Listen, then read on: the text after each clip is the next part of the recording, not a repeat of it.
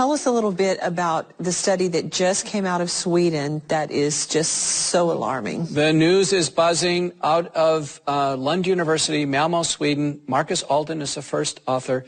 The first demonstration in a human hepatic or liver cell line that the Pfizer vaccine, in fact, reverse transcribes and installs DNA into the human genome.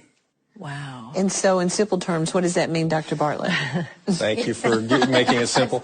So basically, there's an enzyme that can take that messenger RNA vaccine information and put it into the DNA of the person, into their DNA. And we were told that could not happen. So this is in a lab, but it's showing that you remember the vaccine is messenger RNA. Yeah. And we were told that that messenger RNA could not go into your DNA, but this is showing that in a lab it can. And so what happens when it does, Dr. Gold? Well, can I answer slightly different than your question? Yeah. So one of the fun things about the last couple of years being a doctor and lawyer is this is a very interesting opportunity, and I think we're going to be bringing another lawsuit because there's actually federal law that you cannot discriminate against people for genetic discriminations. I forgot the acronym. I think it's GINA, G-I-N-A. GINA, right? So this now opens the door to saying that if you're not allowing somebody in who chose not to get the shot, that you're actually engaging in genetic discrimination. So I think there's this Sweden study, I think, opens the door to a new type of lawsuit. If you're pregnant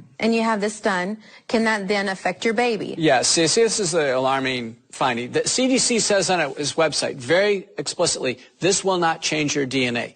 The paper that came out of Sweden, now there'll be many more to confirm it, and the steps are to confirm it, to confirm that the entire code is installed, and then to actually confirm that it's expressed, meaning that the spike protein now is continuously expressed from human cells.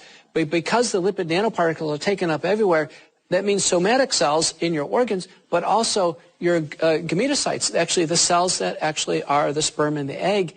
If they are carrying it, that indeed means that, in fact, it could be passed to the daughter cells. And so that could be open up for birth defects and all.